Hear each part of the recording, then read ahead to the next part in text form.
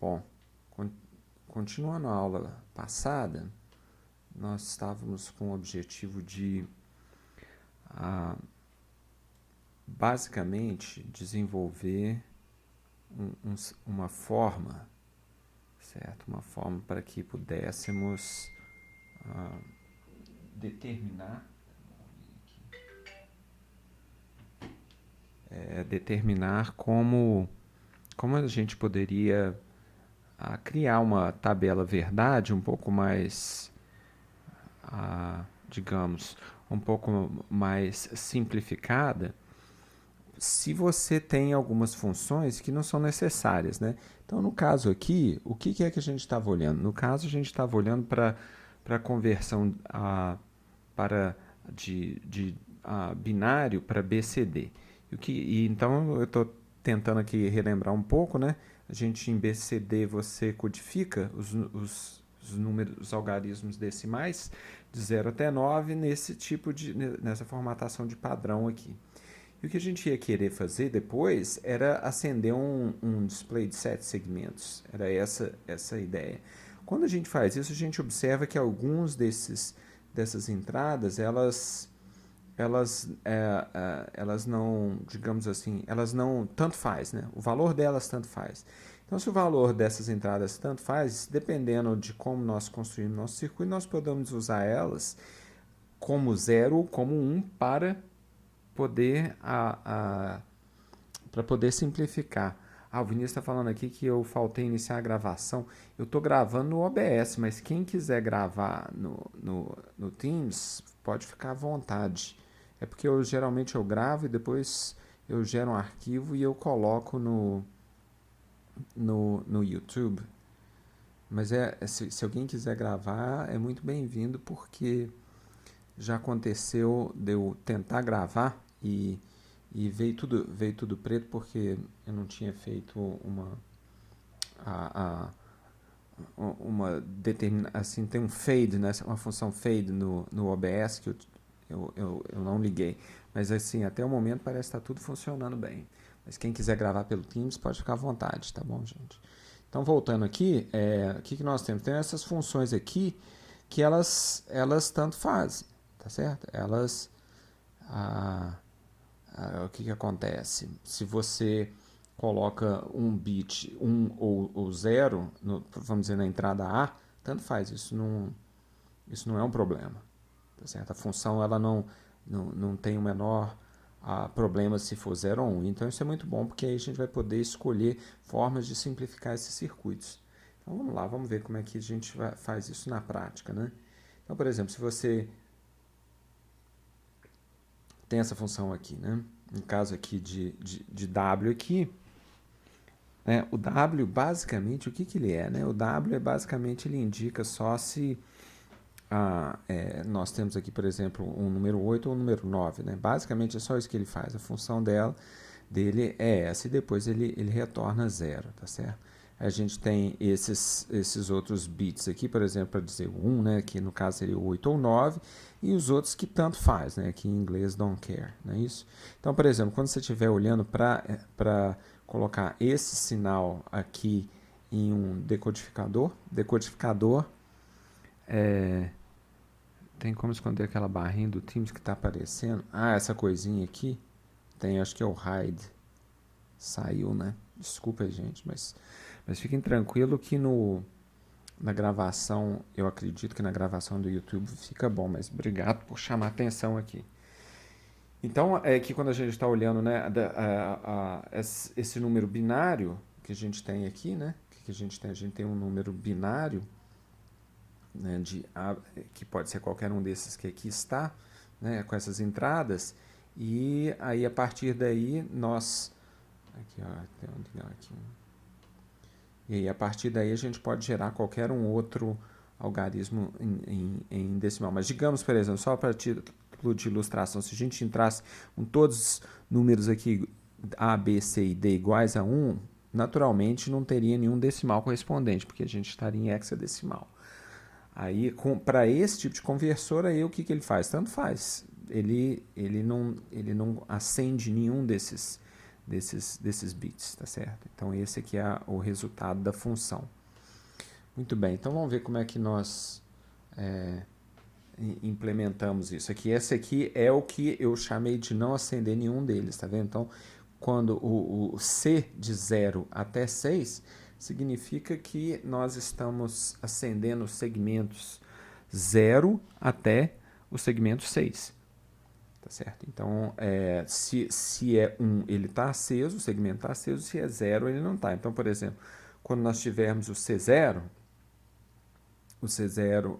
quando a gente tiver o número 0, então, se nós olharmos aqui para o anterior, né, o único que a gente não quer que acenda é o C6. Certo? Então, se você olha aqui, vocês estão vendo que o C6 está desligado. Se você tiver o número 1, por exemplo, vamos ver quais que nós queremos acender. Nós queremos acender só o C1 e o C2. Então, como vocês podem ver aqui, só o C1 e só o C2 estão acesos, certo? Os demais estão desligados. Então, essa aqui é a nossa tabela verdade. Para quê? Para que a gente possa construir o circuito combinatório que vai converter esse número binário em um número decimal. Na prática, ele vai converter para uma forma de acendermos estes LEDs aqui nesse display de 7 segmentos. Tá certo? Então, sendo bem rigoroso, ele converte o sinal binário para um sinal de display de 7 segmentos. Aqui, como vocês estão vendo, ele está colocando a partir do BCD. Por quê? Porque o BCD ele já converteu, assumindo que se eu entrar qualquer número acima de 1, 0, vamos voltar lá só para a gente ver. Se eu entrar com qualquer número a partir de 1, 0, 0, 1, ou seja, por exemplo, o número 1, 0, 1, 0, ele retorna o don't care, tá certo? Ele não vai acender ninguém. Então, ele já entra com eles aqui e ele vai desempenhar, portanto, essa função que aqui está. Tá claro? Alguma dúvida, gente?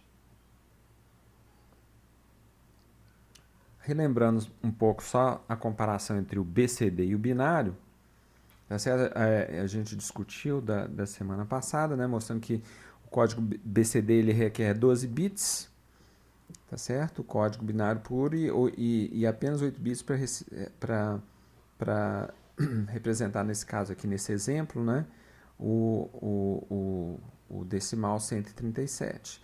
Ou seja, na prática, ele gasta mais bits. Por quê? Porque, se vocês observarem, esse aqui seria esse primeiro, essa meia palavra aqui significaria o 7, né? Essa outra aqui significaria o 3, vocês podem ver, e essa outra é o 1. Agora, se eu fosse em binário, vocês percebam que aqui eu conseguiria simplesmente com 8 bits representar esse algarismo. Então, a única vantagem mesmo é que se eu quisesse depois jogar num display, né, a gente não está treinado a enxergar em binário, então ficaria muito complicado a gente fazer essa conversão aqui. Eu sempre estou pensando em hardware, né, gente? Claro que naturalmente isso aqui você pode colocar um software para poder fazer essa conversão. Pedro perguntou por que o 1 acende apenas um segmento. Não, Pedro, ele acende dois. Vamos lá ver.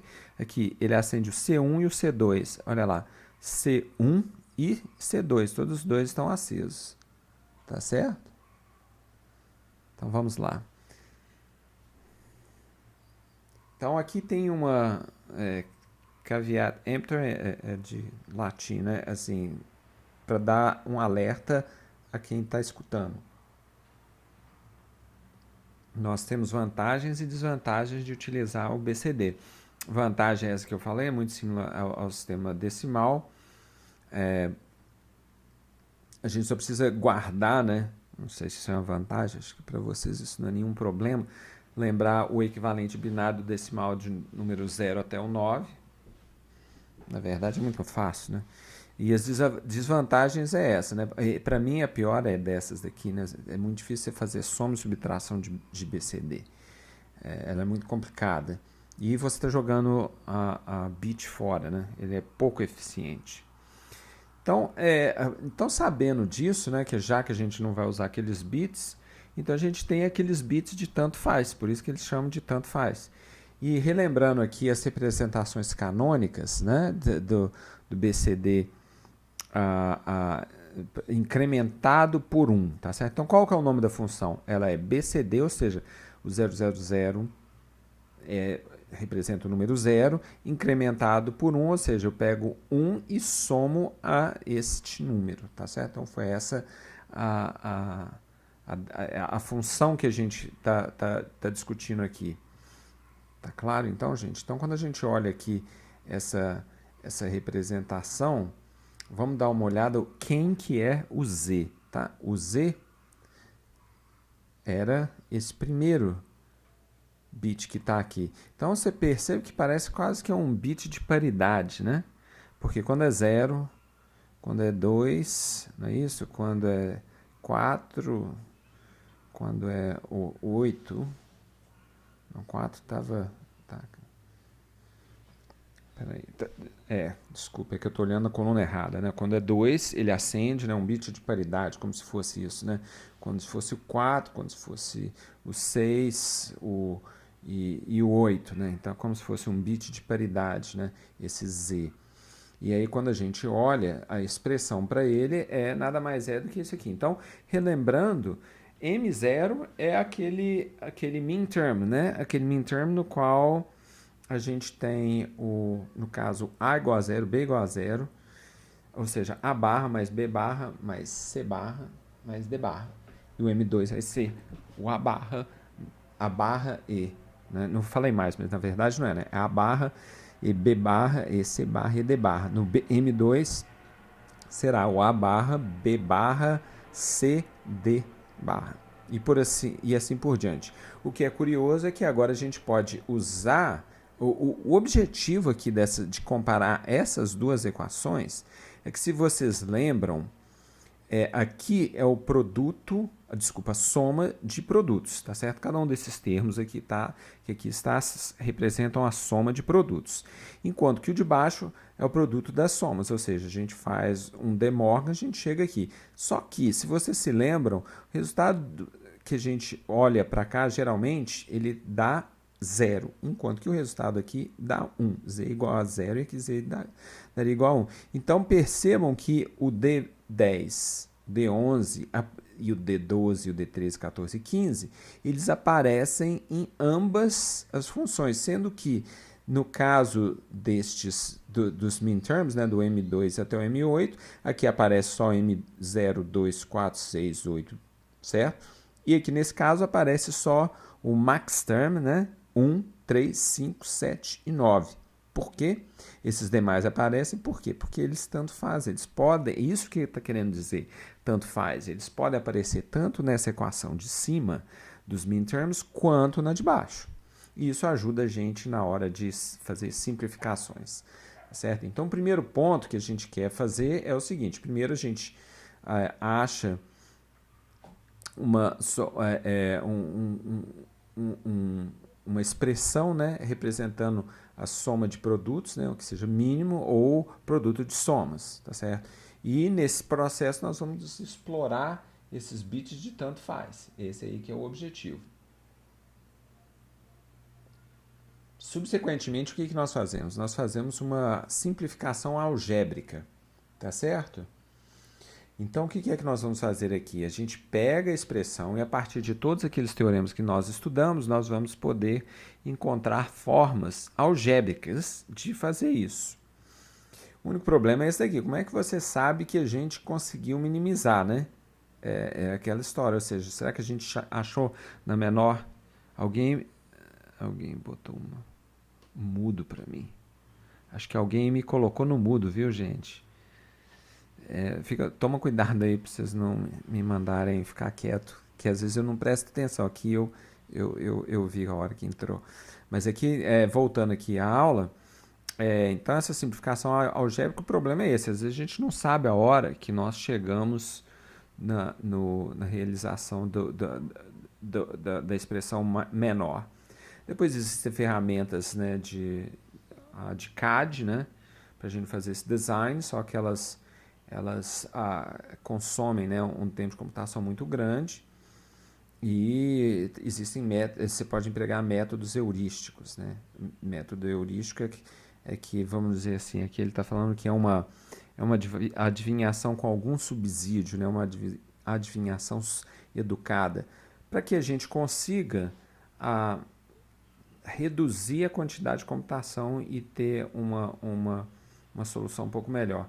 Então, por isso, né, que esses métodos manuais, eles ainda são relevantes. Ou seja, para a gente aprender como que essas funções automáticas elas funcionam, né, o que é bom e o que é ruim dela, e também a habilidade de poder verificar os resultados, tá certo? Em sistemas pequenos. Então, por exemplo, uma que é muito importante, né, é o teorema da unificação, que é um teorema bastante útil, e ele é a essência da simplificação numa lógica de dois níveis, tá certo? Então, o que é que a gente faz? Então, vamos pegar, por exemplo, essa função aqui. Que função é essa daqui? A gente tem, a gente já percebe aqui, né, que a gente tem aqui o A, ele pode, assim, o problema é que ela é tão fácil, né, que eu já olho aqui que isso aqui já é B barra, só de eu olhar aqui eu já consigo enxergar, né? Mas se você não consegue enxergar, né, você faz isso na mão, né? Então você tem o A barra, B barra, e eu tenho certeza que vocês conseguem até melhor do que eu, porque vocês já fizeram matemática discreta e também um outro curso sobre diagrama de Carnot, essas coisas. Então, tem tabela verdade, então eu tenho certeza que vocês enxergam isso aqui rapidamente. Então, eu estou repetindo aqui um pouco para aqueles que esqueceram ou não viram na profundidade adequada. Para aqueles que já conhecem, eu peço desculpas aí para a gente estar repetindo isso, mas isso é para trazer todo mundo para o mesmo nível. Mas, obviamente, então, para aqueles de nós que estão vendo aqui, olha, eu posso colocar A ou B, tanto faz, no final isso aqui é B barra, então a gente consegue olhar para essa tabela verdade e enxergar, mas se formos fazer algebricamente, é isso aqui que nós observamos. Então, percebam que a gente utiliza aqui esse teorema da unificação, não é isso? Para poder dizer que, nesse caso, A barra ou A é sempre 1. Né? Isso é um ponto claro aqui. Então, aqui estão os termos, né? Então, basicamente isso que eu acabei de explicar, que o B ele tem o mesmo valor, certo? Nessas duas linhas, e por aí vai. Então, uma das formas que é utilizada é o chamado cubo booleano e mapas de Carnot. São métodos manuais de simplificação. Então vamos ver como que isso aqui funciona. Primeiro vamos começar do cubo booleano. Tá? O que é o cubo booleano? Ele é uma técnica visual para identificar quando o teorema da unificação pode ser aplicado.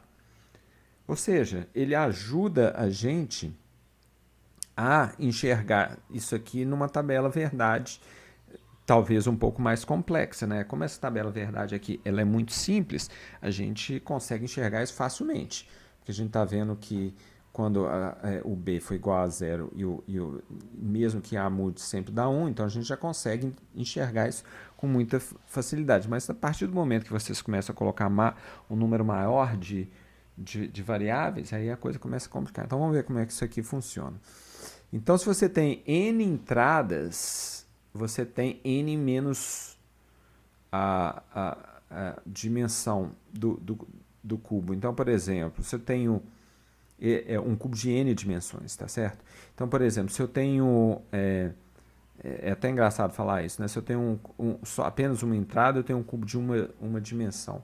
Vai ficar claro à medida que nós vamos expandindo. Por exemplo, se eu tiver duas entradas x e y, eu tenho um cubo de duas dimensões, tá certo?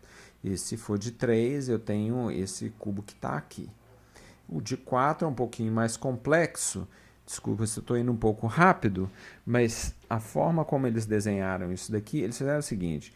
Eu tenho um cubo onde o meu, aqui deve ser um W, né? Onde o meu W é igual a zero, esse cubo que está aqui, e aí eu empurro ele para cá, tá vendo? Esse aqui é o segundo cubo, que representa o cubo onde W é igual a 1.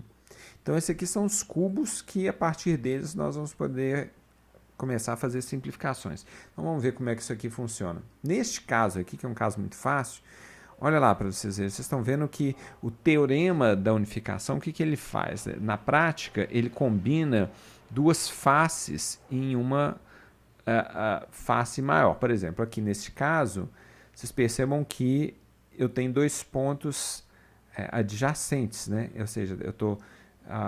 aqui ele está falando que é uma face, né? Colocou entre aspas, por quê? Porque esse é um cubo de duas dimensões, ou seja, um quadrado, né?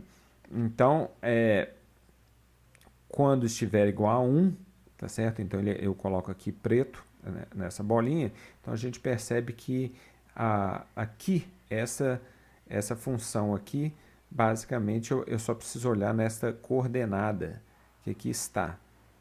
Vai ficar mais claro à medida que a gente muda o tamanho da dimensão. Eu acho que se eu olhar assim à primeira vista, né, olhar para esse cubo dessa forma, é difícil a gente enxergar que esse cubo está dizendo para a gente que essa função booleana é igual a b barra, né? Vamos ver como é que a gente faz isso aqui um pouco melhor. Isso aqui, gente, a gente vai fazendo exercício para ficar mais fácil de entender. Mas aqui o que ele está dizendo? Está dizendo o seguinte, duas faces de tamanho 0, nós, são combinadas numa face de tamanho 1, uma linha. Tá? Então, o A, ele varia, percebam bem, essa que é o truque para vocês poderem entender esse algoritmo aqui de simplificação. O A varia nessa face, enquanto que o B não varia. Tá? Isso, nesse caso, representa dentro dessa face. Se representa, portanto, aqui eu tenho o meu B barra. Nessa face de cá é B barra. Nesta face de cá é B. Nesta face de cá é A barra. Nessa face de cá é A. Tá ficando claro aqui, gente? Então é mais ou menos essa forma aí. Acho que talvez vocês já tenham visto isso. Então, esse aqui é o chamado plano adjacente. Então vamos passar agora para o... Fábio, não entendeu? Peraí, vamos voltar lá. Deixa eu ver. Bom, o que é que nós temos aqui, Fábio? Esse primeiro índice, se você olhar, ele é o A, tá ok? E esse segundo índice, aqui, tá vendo? Olha, então aqui é como se isso aqui fossem as coordenadas cartesianas, tá certo? E A e B fossem os pontos, estes pontos. Então, por exemplo, se eu tenho um F de AB, coordenada A igual a 0, B igual a 0, eu tenho esse ponto aqui. Esse aqui é a minha coordenada A igual a 1, B igual a 0. Essa aqui. Então, por exemplo, aqui essa é a minha função. Então, entenda cada nó desse aqui como se fossem coordenadas dessa função. Como é digital, é binário, né? Então só pode ser 0 ou 1. Então, esse primeiro corresponde ao A. Este segundo corresponde ao B. Então, por exemplo, aqui eu tenho A igual a 1. Estão vendo aqui o laser? E aqui eu tenho A... Desculpa, aqui eu falei A igual a 0. E nesse outro plano eu tenho A igual a 1. Aqui eu tenho A B igual a 0, e aqui eu tenho B igual a 1. Percebam então que é um plano. Por quê? Porque no plano o B está constante, mas o A está variando. Por isso que eles chamam aqui de faces, né? Nessa face, uma das variáveis fica constante enquanto a outra varia, né? A definição. Tá certo? Então vamos ver como que isso vai ficando aqui para a gente usar. Lembrando, agora o que a gente está querendo fazer era aquele somador completo, né? Uma das formas era aquele, utilizando dois somadores, meio somadores, fazendo um OR, né, da saída de um com o carry in do outro. Era uma possibilidade. Mas isso aqui foi uma forma que nós pensamos em fazer anteriormente. Mas agora vamos aplicar isso nesse caso. Então, por exemplo, aqui a gente tem o sinal da soma, né? Que a gente tem para essas variáveis, e esse aqui o sinal do carry out, né? Ou seja, quando ele dá ele muda a dezena, né? Isso vai acontecer quando eu tenho ou B e C, ou A e B, ou A, B e C. Aí ele vai gerar o carry out. Muito bem. Então vamos aplicar agora alguns desses teoremas para fazer simplificações, né, para a gente poder, aqui no caso a gente está olhando, vamos pegar aí esse carry out, tá certo? Mas as mesmas regras valem para as outras funções. Então eu acho que a gente já tinha visto aqui, né, essa forma de manipulação algébrica. Eu estou passando rápido, né, porque a gente já cobriu esse ponto numa aula anterior, para a gente chegar nessa expressão simples, né, uma expressão super simples aqui, né, que a gente vê. Né? Então a forma, lembrando, né, que a gente teve de fazer isso, mas vamos ver como é que a gente utiliza agora o cubo booleano para poder simplificar. Então a gente só está pegando esse carry out. Então lembrando que nas coordenadas 0, 0, 0, então esse ponto aqui, ele é 0. Aqui, quem que andou daqui para cá? O C, né? Então esse aqui deve ser o 0, 0, 1. Esse daqui também é 0. O B subir 1 aqui também é 0. Agora, e esse aqui? B e C. É este ponto que está aqui. Estão vendo, né? Porque eu ainda estou no plano A igual a 0. Depois, quem que é? Esse ponto que está aqui. Então, percebam que no plano A igual a 0, eu só tenho quem? Eu só tenho esse ponto aqui. Tá certo? Que é o B e C. Aí, muito bem, vamos continuar aqui olhando, né? Fazendo essa nossa trajetória. Agora, vamos pegar o A igual a 1, este ponto que está aqui. E os demais iguais a 0. Estão vendo? Aqui a gente está no plano B igual a 0 e no plano... Tá vendo? Aqui esse ponto é a intersecção do plano C igual a 0, que é esse que está aqui, ó, que eu fiz o desenho, e do plano B igual a 0, que é esse que eu estou desenhando aqui, se vocês estão conseguindo acompanhar, tá certo? Então, esse ponto aqui. E ele aqui dá 0. Agora, quaisquer outros nessa parede estão me dando 1. Agora, gente, olha como ficou mais fácil da gente enxergar. Ou pelo menos é isso que o livro sugere, que seja mais fácil da gente enxergar. Então, percebam que em cada aresta dessas aqui eu posso reduzir. Por quê? Porque daqui para cá eu tenho o teorema da unificação. Percebam que aqui eu estava no plano A igual a 0 e aqui eu estou no plano A igual a 1, ou seja, eu tenho B e C. Aqui o que eu tenho? Aqui eu tenho A e B. Percebe? Aqui eu estou no plano A igual a 0, fui para o plano A igual a 1, e aqui, tá certo, gente? Tá claro aqui? Deixa eu ver se vocês estão percebendo aqui, né? E a mesma coisa para o B. Então aqui eu tenho A e B. E agora, por último, este outro caso aqui, tá certo? Então, eu posso pegar, vocês percebem que eu tenho esse plano B igual a 1 aqui em cima e o plano B igual a 0 aqui embaixo. Então, percebam que tanto para um quanto para outro, o meu sistema, nessa aresta aqui, vai dar 1. Isso faz com que eu tenha A e C. Então, a ideia é que isso seja fácil, né? Que a gente olhe para esse cubo e veja, toda vez que eu tiver um nó próximo ao outro, eu consigo fazer uma simplificação. Então, se vocês lembrarem, né, numa daquela lista de problemas, quando a gente faz as manipulações algébricas, a pergunta era, afinal de contas, eu cheguei ou não ao final do máximo de simplificações que eu consigo fazer. E aqui, o cubo booleano, ele permite que a gente faça isso, que a gente consiga enxergar isso, tá certo? Então, essa é a forma que a gente chega nessa expressão, tá certo? Então, voltando agora vamos pegar o da soma. E o da soma, ele é interessante porque, olha lá, gente, o que acontece com o da soma? O da soma, eles não são adjacentes em nada, percebem? Eu não tem como simplificar isso daqui, tá vendo? Olha, esse aqui está diagonalmente oposto, igual esse está diagonalmente oposto. Vocês percebem que eles estão totalmente, em qualquer situação que eu olhe, esse está diagonal a esse, ou esse está diagonal a esse, ou esse está diagonal a esse, ou esse, o 1 está diagonal a esse 001.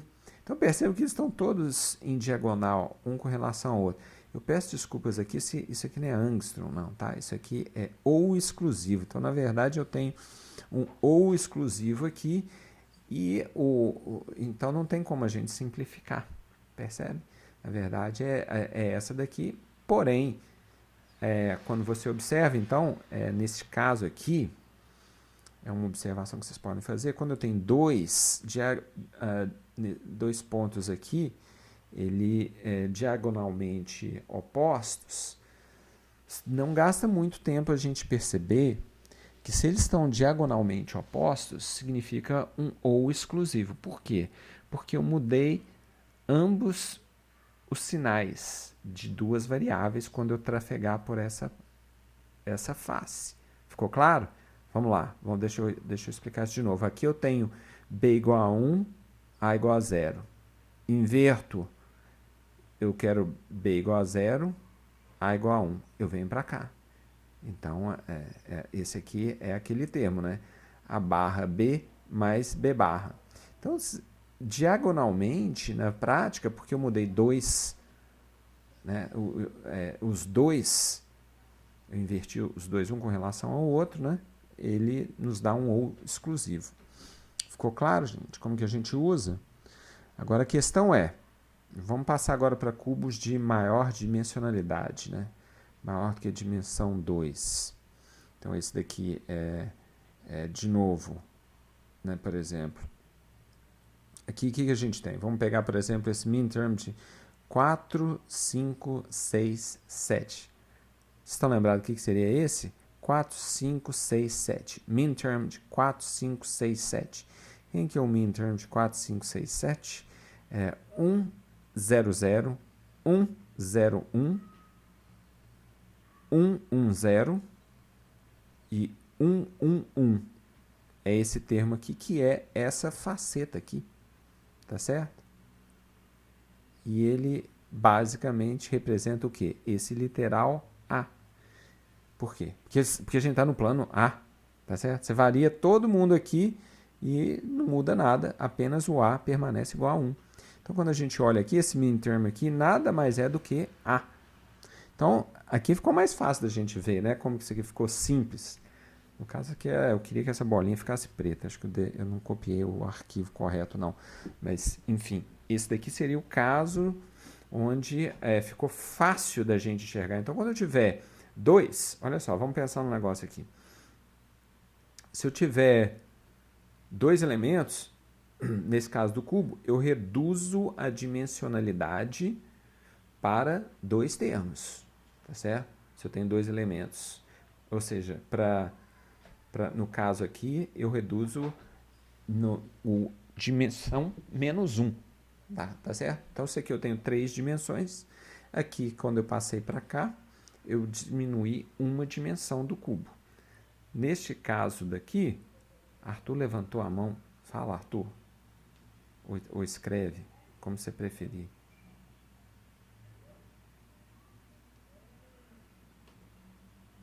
Pode falar, Arthur.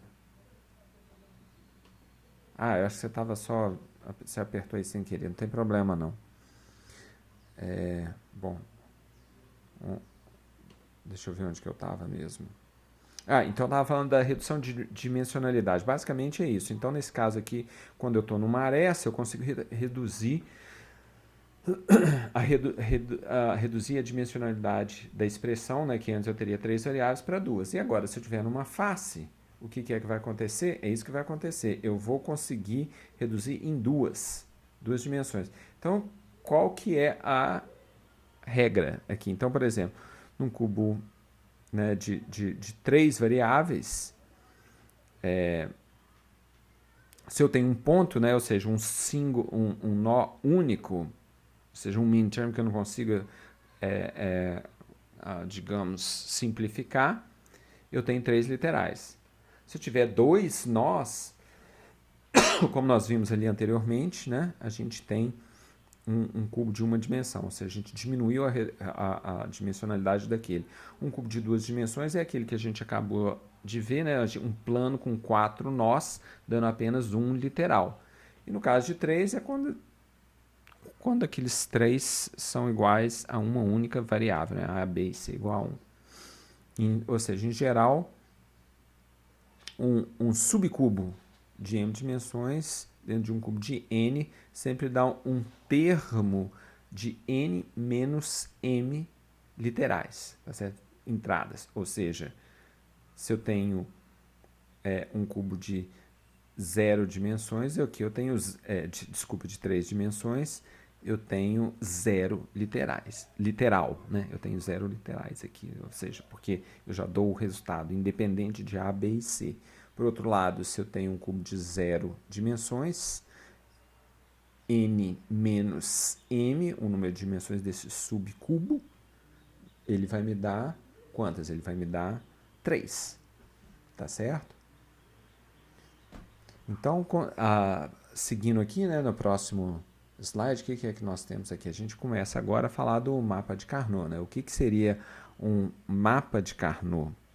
Mapa de Carnot nada mais é do que você pegar um cubo booleano e abrir ele, tá? É isso que a gente faz, sendo que nas bordas, a gente faz esse wraparound. O que é wraparound? É como se esse ponto de cá tivesse colado nesse, esse ponto de cá tivesse colado nesse, ou seja, ele é vizinho dele, a gente só não consegue desenhar isso, tá certo? Ou seja, se eu estou nesse ponto, esse daqui é vizinho tanto por baixo quanto por cima. Esse daqui é vizinho tanto por essa lateral aqui, quanto por essa lateral de cá. Isso que chama de wraparound aqui. Tá claro, gente? Então vamos continuar aqui. O problema dele é que é muito difícil e visualizar esses mapas de Carnot de mais de 4 dimensões é impossível para mais de 6. Tá certo? É uma alternativa, né, às tabelas verdades para a gente visualizar essas adjacências. Adjacências é basicamente isso, onde a gente pode aplicar esse teorema da unificação. Basicamente isso. É isso que a gente vai fazer. Então, acho que alguns de vocês já têm esse conhecimento, né? Então, se a gente pegar, por exemplo, a forma como a gente coloca a gente coloca cada um desses espaços aqui, essa caixinha, ela segue o código de Gray. O que é o código de Gray? O código de Gray é o seguinte, apenas um bit muda quando eu passo de uma célula para a seguinte. É só isso que ele quer dizer. Não quer dizer mais nada além disso. Em vez de eu estar aumentando, né, por exemplo, 0001, 10 e 1, não. Aqui ele mudou um bit, depois ele muda o outro. Então é só isso que ele faz. Então, cada item que aqui está, tá certo? Ele vai seguindo essa ordem, tá certo? A forma como nós construímos. Então, por exemplo, se nós tivermos aqui A, B, C, tá certo? É dessa forma como a gente coloca os literais. Se vocês observarem, vamos dar uma olhada aqui. Então, por exemplo, aqui eu tenho o C, tá claro? Então, quando o C for igual a 0, aqui é quando o C é igual a 1. Eu nem sei porque isso aqui tá barra, né? Mas, se alguém quiser fazer um comentário aí, eu agradeço. Porque às vezes a gente faz essa coisa trocada e dá certo do mesmo jeito, porque é tudo uma questão de lógica, né? Se eu inverto a minha notação, contanto que eu inverto apenas uma vez, né? Então não tem problema. Eu estou preocupado por quê? Porque eu estou chamando de A. Geralmente o barra a gente coloca, né, quando é no 0, né? Na prática isso daqui é quando é 1, tá vendo? Então, por exemplo, aqui é o A igual a 0, ele entra aqui. Aqui é o A igual a 1, ele entra em todas essas células que aqui estão. O B da mesma forma, que é o B é segundo algarismo. Então percebam que aqui o B ele é 1, aqui o B é igual a 0, nessa outra o B é igual a 0. E aqui, nessa de baixo, o C é igual a 1, e nessa aqui de cima o C é igual a 0. Tá claro então, gente? Lembrando que isso aqui o número CBA, não é isso? No algarismo mais significativo, não, desculpa, ABC, né? O algarismo mais significativo é o A e o menos significativo é o C, tá certo? Por isso que aqui a gente começa com C igual a 0, ABC, tá certo? Então, e por aí vai. E esse aqui é o mais significativo, né? O A, B, C. Tá claro? Então, por exemplo, aqui a gente tem essa representação desse cubo booleano. Como é que nós montamos ele? Tá claro aqui como é que a gente faz, gente?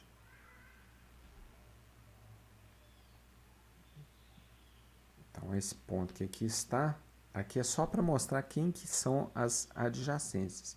Ou seja, esse ponto 0, 0, 0, tá? Esse ponto que está aqui, vocês estão conseguindo enxergar que cada ponto do diagrama de Carnot, né, do mapa de Carnot, ele corresponde a um nó nesse cubo booleano. Então, se eu estou nesse ponto que está aqui, ele tem que ter como vizinho esse 1, 0, 0. Mas como aqui está do lado, isso que quer dizer o wraparound, né? Na verdade, ele é vizinho dele que está aqui. Então, essa setinha aqui desenhada dessa forma, é isso que ela quer dizer. Então, por exemplo, também da mesma forma, se eu mudar um único bit aqui, no caso, vou mudar o bit C, não é isso? Ou seja, eu estou andando daqui para cá, este ponto aqui, esse ponto que aqui está. E se eu quiser andar para cá, para mexer só no B? Então, eu subi para esse plano daqui e aqui está ele. Ficou claro então, gente? Então, assim que a gente monta, desmancha esse cubo booleano e transforma isso num mapa de Carnot. Certo? Então, por exemplo, vamos pegar essa função aqui. Essa função aqui é uma função B barra. Né? Tá claro aqui, não é isso? Agora vamos pegar essa outra função aqui, que é uma função um pouquinho mais complexa aqui. Que função é essa daqui? Vamos ver como é que a gente... Esse é o cout, não é isso? Então, lembrando, né, que o cout, como que a gente resolve. Vamos dar uma olhada aqui, pegar cada um desses minterms aqui. Né? Vamos ver aqui. Nesse caso, é engraçado, acho que é outra função. Essa aqui não pode ser o cout, não, porque o 0 e esse daqui, ou seja, aqui é o 0, 0, 0, aqui eu tenho 1, 0, 0, não, esse aqui é o 0, 0, 0, tá dando 0, né? O A igual a 1 e os demais iguais a 0, né, é este de K, esse item que está aqui, esse termo que está aqui. Então, não é essa função não, aqui, essa aqui deve ser outra função. Tá certo? De fato. Aqui é só mostrando como que a gente faz. Olha só, acho que na prática, né, é muito mais fácil usar o mapa de Carnot do que aquele cubo booleano, porque aqui fica facinho, que eu consigo enxergar todos esses elementos aqui facilmente. Né? De fato, isso aqui era uma outra função. Né? Essa aqui é uma outra função, né, que a gente está só querendo utilizar para ilustrar. De fato, é que esse aqui é o minterm igual a 0, né? Esse aqui eu estava falando que o 7 é esse de cá, todo mundo igual a 1, né? E a gente depois tem o 4 e o 5, né? Então aqui ficou fácil também de ver. Lembrando que esse cara agora é vizinho desse, né? Então quando a gente for, esse aqui é o primeiro vizinho, né? O AC, depois tem esse outro, B barra, C barra, e esse aqui é o A, B barra.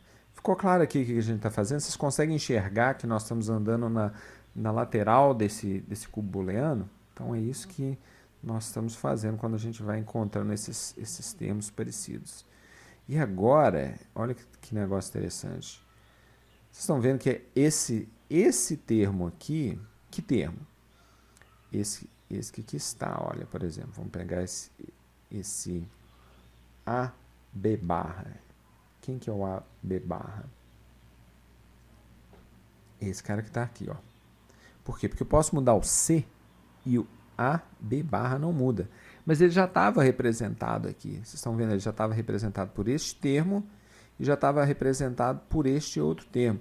Então aqui ele estava, digamos, sobrando, né? Eu estava contando com ele sem que ele fosse necessário para eu poder ter a minha descrição da minha função.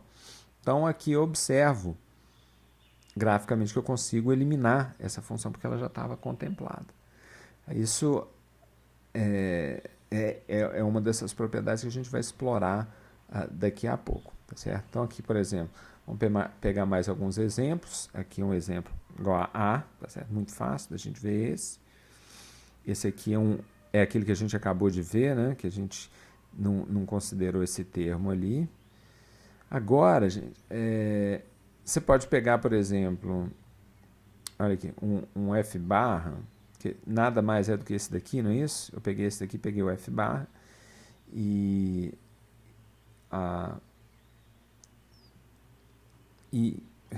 substituir um com zero e vice-versa, tá certo? Isso aí eu consigo achar meu F barra. E a questão é, qual que é a expressão que eu tenho? Esses min-terms, Heitor está perguntando, esses min-terms estão certos. Quais, Heitor? Esse daqui ou de baixo? Vamos ver, esse daqui, dessa expressão aqui, da segunda expressão, ou da de cima? Porque o da de cima, eu acho que está certo. Olha só, esse aqui é o 0 que a gente tinha visto anteriormente. Esse aqui é o 000, esse aqui é o 7, tá bom? Agora, quando a gente pega esse que está aqui, inverte o do meio. Não, acho que ele está certo sim, Heitor. Olha lá. Esse aqui é o 0, tá? O primeiro termo, 0, 0, 0. Esse daqui é todo mundo igual a 1. Esse daqui, A igual a 1, C igual a 0, B igual a 0. É o 4. Este de cá, A igual a 1, B igual a 0, C igual a 1. É o 5. Acho que está certo, sim. Esse aqui são os min-terms corretos. Eduardo perguntou, você pode pegar os conjuntos de 1 com o menor número de 1 iguais a uma potência de 2? Não estou entendendo, não. Eduardo, não entendi direito sua pergunta, não. Você só pode pegar os conjuntos de 1 com o número de 1 iguais a uma potência de 2. Ah, entendi. Só pares, né? Tipo assim, 3. É, isso aí. Não, você não pode pegar de 3. Isso mesmo. Não, você só tem que pegar... exatamente. Porque, Eduardo, é uma boa pergunta, que se você lembrar do cubo booleano, significa que a gente está andando ou numa face, ou numa lateral, ou num ponto, ou no cubo inteiro. É isso mesmo. Eu entendi agora a sua pergunta. É isso mesmo. Repara o potência 2. Não, é potência... Na verdade, por ser par, ele é subconjunto de uma potência de 2, obviamente, né? Mas, digamos, o número 6. Aí vai ser interessante. Por exemplo, se tivéssemos 6 aqui, como que a gente ia fazer? Por exemplo, se esses outros aqui, esses outros termos tivessem aqui. Né? Vamos fazer esse exercício aqui para a gente poder ver. Se esse aqui tivesse 1 e esse aqui tivesse 1, bom, aqui eu já tenho A, não é isso? Mas se eu tivesse aqui 1 e 1, esse aqui seria A barra, A barra, não é isso? B, A barra B. Tá? E aí estaria aqui aquele termo, não é isso? Eu teria como simplificar. Eu fiz aqui, viu, o Eduardo, você viu que eu fiz aqui falando. Eu te dei a resposta falando o seguinte, não, é que no caso eu consegui simplificar e eliminei duas dimensões.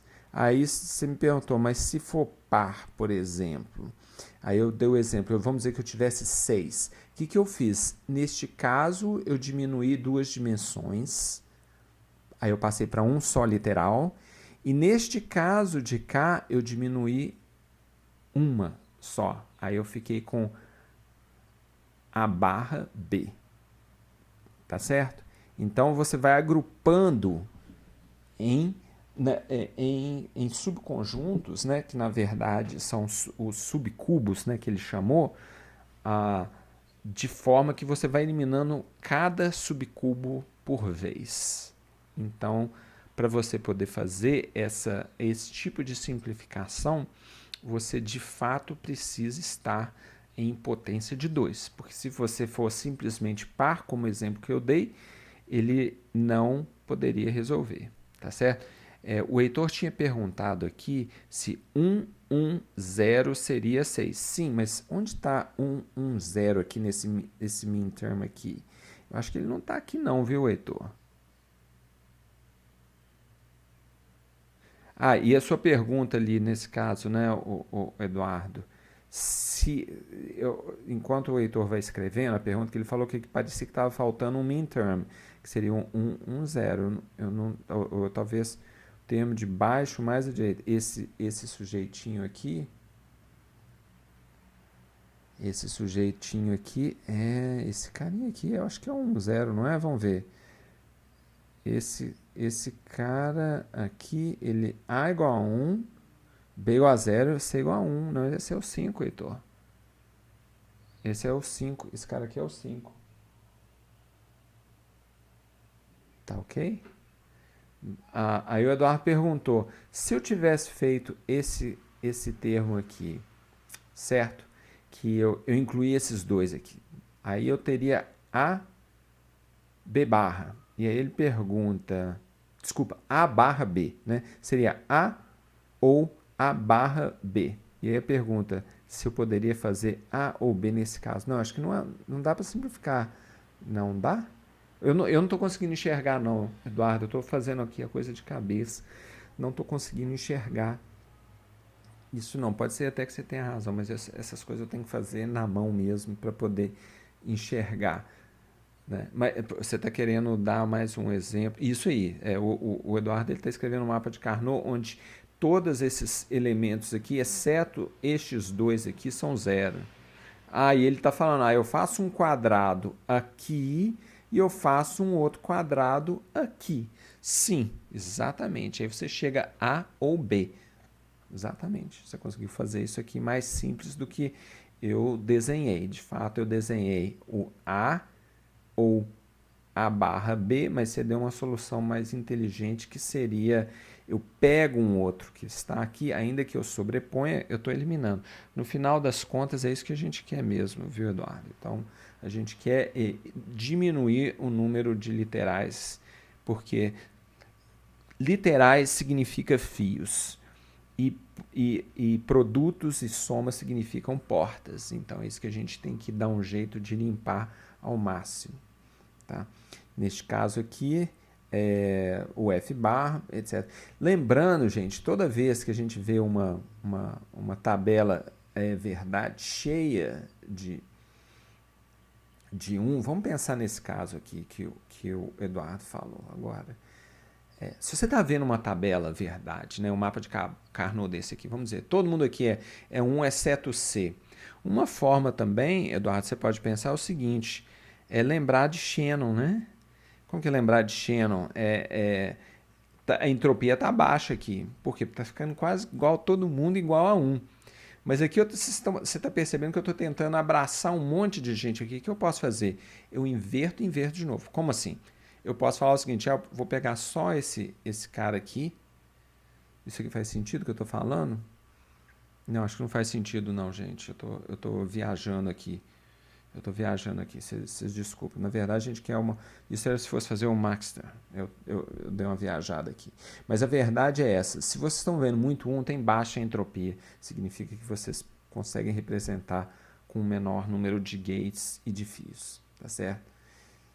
Então, aqui é a ideia, né? A gente querer fazer essa expressão como que você vai fazer com álgebra ou como você vai olhar. Então, eu acho que ninguém precisa de ser convencido de que é muito mais fácil a gente fazer isso visualmente do que tentar simplificar na mão dessa forma. Agora vamos para 4D.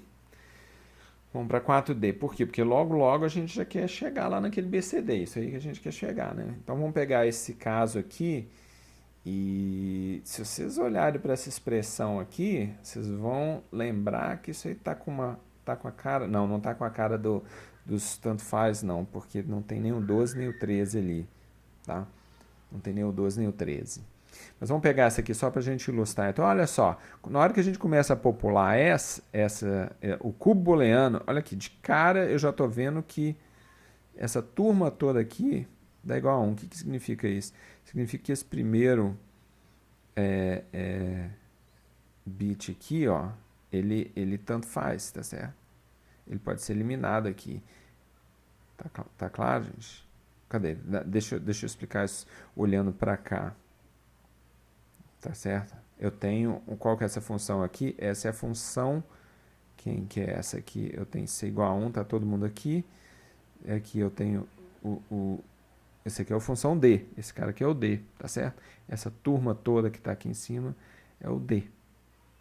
Tá claro isso, gente, que a gente está vendo? Então vamos lá, vamos achar o menor número de o menor número dos maiores subcubos que a gente cubra os estados on, ou seja, o estado pretinho aqui igual a 1. Ou seja, o menor número de termos com o menor número de entradas por termo. Então, primeiro é esse que está aqui em cima. Então, percebe que aqui fica muito mais fácil a gente olhar para cá, não é isso? Quando a gente olha para cá, a gente vê que isso daqui pode ser o C, o C aqui ele está igual a 1, não é isso? O C é igual a 1. Se eu passo para o C igual a 0, ele muda tudo. Então aqui eu tenho a mesma coisa para o B aqui, não é isso? Então vamos ver como que isso aqui vai ficar quando a gente pega esse termo aqui. É esse aqui que é esse grandão aqui que eu quis colocar. Então, gente, que termo é esse aqui quando a gente está olhando para cá? Vamos dar uma olhada. Se eu pego o C e mudo, né? Ou seja, se eu faço C igual a 0, ele vai mudar? Ele vai, tá certo? Então, esse termo aqui é igual a C, tá certo? Mais quem? Vocês percebem, né? Vocês conseguiram enxergar que isso aqui é só C. Por quê? Porque o D pode ser 0, pode ser 1. O B pode ser 0, que está nessas duas colunas de lá, ou 1, essa que está aqui, ou o A também pode ser 0 ou 1. Então, vocês percebem que esse aqui é o C, esse termo que está aqui, esse grandão. Agora vamos pegar esse segundo, que é esse termo que aqui está. Vocês estão conseguindo enxergar essa coordenada aqui? A gente tem o D igual a 0, tá certo? Ou seja, essa turma que está aqui, ó, o A igual a 0, tá? Agora eu tenho o B igual a 1, tá? Aqui. A igual a 0, B igual a 1, C igual a 1. Esse é o A igual a 0, B igual a 1 e o C igual a 0. Ou seja, esse cara que está aqui embaixo. Tá claro para vocês, gente? A gente pega esses dois aqui, são esses dois termos que estão aqui embaixo. Tem mais para a gente poder pegar? Tem mais esse e tem mais esse, não é isso? Na verdade, deixa eu ver se eu consigo enxergar isso aqui. Tá difícil a gente enxergar, né? Aqui no caso, esse aqui é um difícil a gente poder enxergar. Eu não tinha enxergado esse aqui não. Que é esse que a gente está pegando só dessas bordas aqui, olha só. Nem aqui eu consegui enxergar, mas é bom para a gente poder ver, né? Aqui ele está pegando o B barra D barra, tá certo? Porque o A, ele pode estar aqui quanto pode estar aqui, tá certo? Eu tenho A igual a 0, ou A igual a 0 ou A igual a 1, tá claro? Aqui eu tenho também o C, aqui eu tenho C igual aqui eu tenho C igual a 1 e aqui eu tenho C igual a 0, eu estou pegando esse termo que está conectado nesse, a mesma coisa para cá, então eu consigo eliminar, ou seja, eu consegui eliminar o A e o C aqui, são esses termos das esquinas aqui. Gente, agora eu vou parar agora, se vocês quiserem fazer algumas perguntas, antes de eu começar a próxima conjunto de slides, se vocês quiserem. Deixa eu só passar aqui para poder... Se vocês quiserem, eu posso responder algumas perguntas agora antes da gente continuar o próximo conjunto de slides.